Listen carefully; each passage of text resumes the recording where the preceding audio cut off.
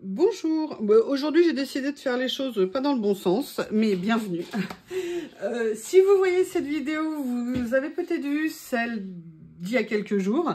Voilà, comme je vous l'ai dit dans l'autre vidéo, j'ai la chance, j'ai le bonheur, on m'a proposé un partenariat, enfin plutôt une collaboration, partenariat, enfin je sais pas le terme exact, mais on va dire une collaboration avec une marque que j'adore, qui est Graffiti Girl.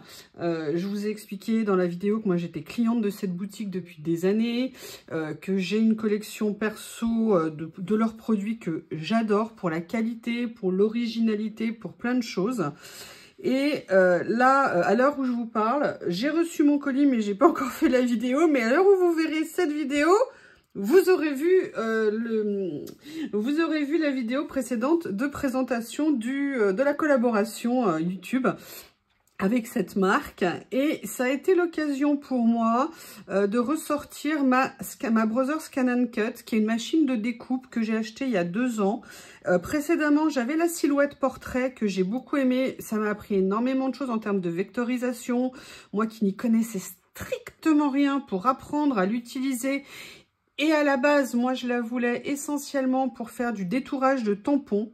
Et après, bon, autre chose, effectivement, qu'on peut faire. Hein. Moi, j'ai fait plein de choses avec ma silhouette et avec la Brother aussi. Mais j'ai eu beaucoup de mal à l'époque à trouver des petites vidéos tuto simples, abordables. J'ai pas regardé depuis parce que j'avais un peu mis de côté ma machine. J'avais un peu arrêté tout ce qui était tamponnage, découpe et tout. Mais l'occasion de la collaboration avec Graffiti Girl m'a fait ressortir l'envie déjà d'utiliser la machine et surtout de venir faire du détourage de tamponnage pour vraiment pouvoir utiliser au maximum mes tampons et faire plein de belles créations, en tout cas que j'aimerais avec mes tampons. Tampons qu'on peut utiliser effectivement en tamponnage classique directement sur nos supports, mais qu'on peut aussi venir détourer.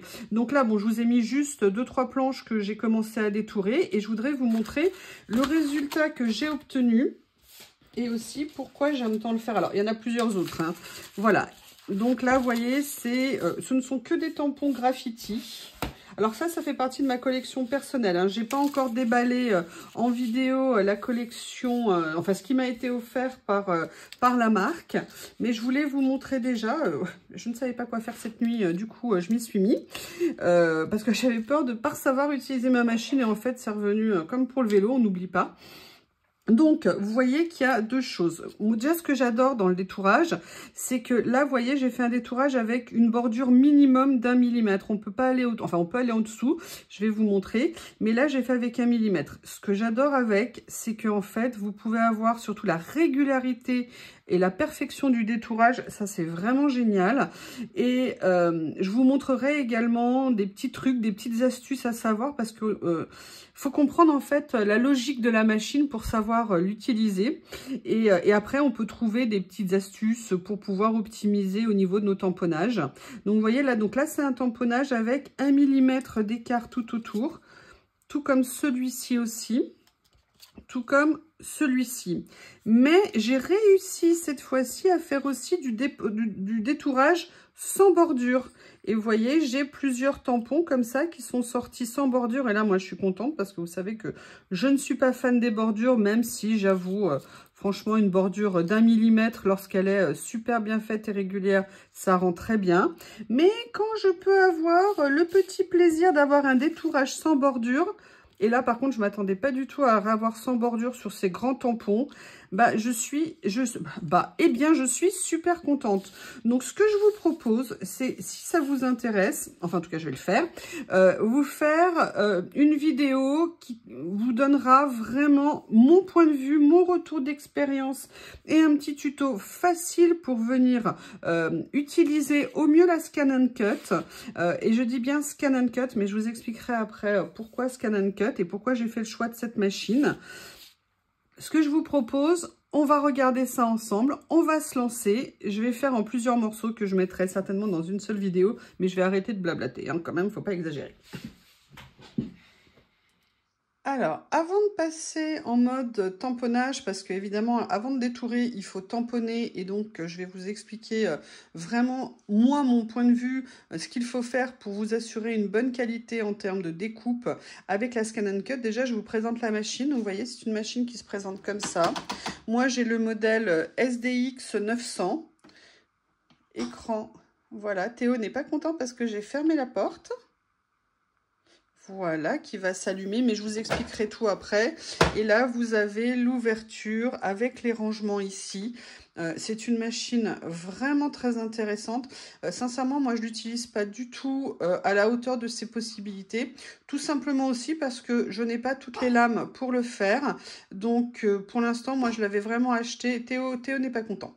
Je l'avais vraiment acheté pour la question détourage et également pour certaines découpes avec des motifs qu'on peut acheter ou qu'on peut trouver gratuitement sur le site de Brother, de Canvas. Et on peut faire vraiment des choses très sympas. Donc je vous propose, on commence d'abord par la partie tamponnage et après on viendra voir la partie découpe. À tout à l'heure. Nous revoilà pour commencer par la partie tamponnage. Alors, pour assurer un bon découpage au niveau de vos tampons, j'essaye de mettre droit, excusez-moi, je redresse, voilà, pour que ça soit quand même plus agréable si possible pour vous. Quand vous voulez faire du détourage de vos tamponnages, il faut vraiment être attentif à plusieurs choses. J'ai le choix des tampons que vous faites parce que je vais vous expliquer la logique de la machine. Donc, on peut détourer tout, mais il y aura des conditions, des choses que je vous expliquerai. Le choix de l'encre que vous allez utiliser et le papier. Donc là, moi, comme je me remettais à l'essai, j'avais pris un papier un peu haut de gamme parce que aussi, je voulais un papier où je pouvais venir travailler du mix média derrière si jamais je veux faire ou du crayon de couleur ou alors de l'aquarelle, des choses comme ça, vous savez, pour faire des petites nuances un petit peu. Donc là, moi, j'étais partie sur un papier Fabriano Mix Média. Vraiment pas obligé de le faire, surtout c'est du 250 grammes. Mais alors, la découpe s'est fait parfaitement, j'étais super contente. Là, je vais vous proposer de le faire sur deux types de papier, beaucoup moins cher et qui fonctionnent. Alors, il y en a un que je connais bien et l'autre, je ne l'ai pas essayé, mais je me suis dit que ça serait l'occasion. Le premier, c'est un des papiers les mieux sur le marché à mon goût, de Mix Média, multitechnique. C'est le modèle standard de chez Rougier et Play, qui est en 180 grammes et qui, le bloc, lorsqu'il est en promo, est vraiment à un prix intéressant. Il y a beaucoup de pages dedans. Là, moi, c'est mon ancien bloc. J'en ai un autre d'avance parce qu'ils ont un tout petit peu changé la formule. Et pour le coloriage, je préférais la nouvelle formule, mais il y a très peu d'écart. Et là, j'avais envie de faire un essai avec, pareil, un papier de chez Cultura, pas cher. Les blocs classiques de dessin de chez Cultura. On est sur du 90 grammes. Je dirais que ça, c'est intéressant si vous voulez faire un tout petit peu de couleur en crayon à couleur. C'est-à-dire que si vous voulez faire de l'aquarelle, sincèrement, je ne suis pas sûre du résultat. Mais ça peut être intéressant aussi de venir tester. On est là pour essayer et pour faire ça ensemble. Alors, j'ai gardé mes chutes des pages pour vous expliquer, parce que c'est aussi à partir de ces erreurs ou des choses, moi je le savais, mais je les ai gardées pour vous les montrer. Je vais vous expliquer la logique en fait du détourage. Vous avez la machine quand elle va détourer. Alors déjà non, excusez-moi. Pourquoi j'ai pris la Scan & Cut pour ça? Parce que, comme le nom l'indique, elle est scanner et découpe. C'est-à-dire que beaucoup de machines sont des machines de découpe. Vous achetez ou vous avez des bases de données qui vont avec les logiciels, où vous avez un certain nombre de choses que vous pouvez utiliser. Vous pouvez après venir découper. Après, vous avez une autre possibilité avec ces machines, c'est également de venir faire vos tamponnages, de scanner vos pages, de réintégrer les pages dans le logiciel pour venir détourer. C'est tout à fait possible de faire ça. Je dirais que moi, j'avais pris la Scan & Cut parce que ça, on avait tout en un. On avait le scanner intégré et je trouvais ça super pratique. Une fois que l'on sait ça, ce qu'il faut savoir en matière de détourage, c'est qu'en fait, la machine va, comment vous expliquer, va découper ce qu'elle a constaté. Donc, par exemple, je vais prendre ça pour vous montrer. Donc, vous voyez, dans ce tampon-là, j'ai réussi à le détourer. Je crois que j'en ai détouré un, je vous le montrerai. Il peut tout à fait venir détourer. Mais vous voyez qu'ici, il n'y a pas de ligne.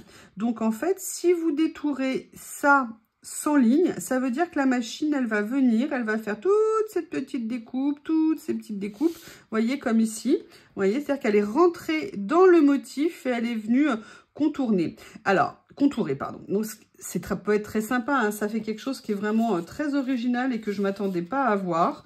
Je vais vous montrer le résultat fini. Il est là. Mais ça, c'est purement lié au fait qu'il n'y ait pas de continuité en fait dans les traits.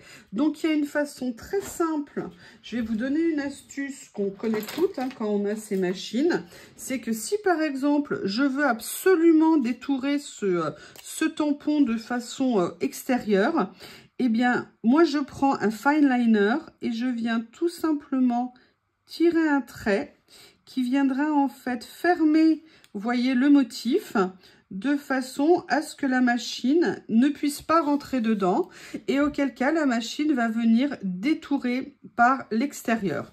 Donc là, ce que je vais faire, et comme ça je ferai un essai après, je vous montrerai. Je vais le faire sur les 3 modèles que là j'avais fait exprès d'exclure en fait de ma sélection tout à l'heure. Oui, j'étais en forme, j'ai tamponné cette nuit, j'ai bien laissé sécher et après je suis venue faire le détourage ce matin. Donc vous voyez, vous avez ces 3 tampons-là. Et après vous avez ce tampon-là, c'était exactement le même motif, mais celui-ci, il m'a fait je ne sais pas trop quoi, il a décrété que c'était pas les mêmes que les autres. Et donc là, il voulait me le découper en plein de morceaux. Donc là, ce que je vais faire basiquement, je vais juste, vous voyez, remplir ici le petit trait. Et là, je vais venir juste rajouter ça ici. Et logiquement, je ne devrais plus avoir le même problème. Il devrait me faire un détourage classique. Donc, vous voyez, quand vous prenez des tampons qui ont des espaces, il va rentrer dans le motif et il va venir en fait le vider et le détourer aussi de l'intérieur. Donc ça, c'est la première des choses à savoir. Après, la deuxième des choses à savoir qu'il faut avoir en tête, c'est que c'est de la qualité de votre tamponnage que vous aurez la qualité du détourage. Vous voyez ce tampon, il a réussi à me le détourer parfaitement. Alors attendez, il faut que je le retrouve. Où est-ce que je l'ai autre part? Voilà, vous voyez, il a réussi parfaitement à me le détourer 3 fois. Alors là, moi, je l'ai fait avec un petit espace. Je réessayais, mais je pense que je dois pouvoir le détourer sans contour. Mais là, il a refusé de me le détourer tout simplement parce que vous voyez, il y a une zone ici où j'ai mal appuyé sur mon tampon et donc étant donné que les traits n'étaient pas droits, même en appliquant 1 mm d'écart, c'était trop flou pour lui et donc si vous voulez, il serait venu me faire un truc, j'ai déjà eu des problèmes de détourage où là pour un détourage, il mettait je sais pas combien de temps parce que il me vidait tout, enfin c'était vraiment trop compliqué. Donc vous voyez, là par exemple, il ne pouvait pas me le détourer. Là, je vous ai montré également une autre page que j'ai gardée. Ce tamponnage, j'ai bougé au moment de mon tamponnage. Donc, vous voyez qu'on est flou. Le motif n'est pas de très bonne qualité. Donc, ça veut dire que ça aurait été trop compliqué pour détourer. Donc là, je l'ai exclu. Je vais certainement le détourer à la main parce que c'est dommage de perdre un tamponnage. Donc, mais je voulais vous montrer par ces petits éléments ce que l'on peut... ce à quoi, pardon, il faut faire attention lorsqu'on fait le travail de préparation. Et là, une autre bourde, mais c'est normal, ça faisait longtemps que je n'avais pas utilisé ma machine. J'avais fait une première session de découpage et j'ai voulu faire avec ma deuxième page la deuxième, sauf que j'ai oublié d'annuler le scan précédent et donc il est parti sur le modèle enregistré et il a voulu me découper des choses, voilà, sur la base de l'ancien modèle. Donc, bien faire attention d'effacer le précédent travail que l'on a fait avant de lancer le détourage. C'est pas très grave, j'ai pas perdu grand chose, mais voilà, je voulais vous montrer parce que dans la vie on apprend beaucoup de ses erreurs et c'est comme ça que c'est comme ça qu'on avance et qu'on progresse et qu'on trouve des solutions à ce qu'on a tenté de faire. Après, je voulais vous montrer, alors là, c'est vraiment un bonheur, mais je suis trop contente. Je voudrais vous montrer, voilà, des détourages. Et j'ai réussi, alors ne me demandez pas, mais si je sais, à détourer. Mais regardez, même là, ici, vous avez la cordelette qui est détourée en elle-même. Et après, faire un détourage sans contour de ces tampons de chez Graffiti. Là, cette pince, je pensais pas que j'arriverais à la détourer. J'ai réussi sans contour, je suis trop contente. Et là, vous avez cette petite affiche épinglée. Et je voudrais vous montrer quelque chose pour bien vous montrer la différence. Donc, je vais chercher, j'ai une ampoule. Voilà, non, c'est pas celle-ci. Je vais trouver, ça va être la dernière. Hein. Oui, j'ai fait une série. Je voudrais vous montrer celle-ci. Donc, vous voyez, là, vous avez ce côté ici où la cordelette est parfaitement détourée, où on voit bien le motif. Et là où, en fait, ça n'est pas le cas.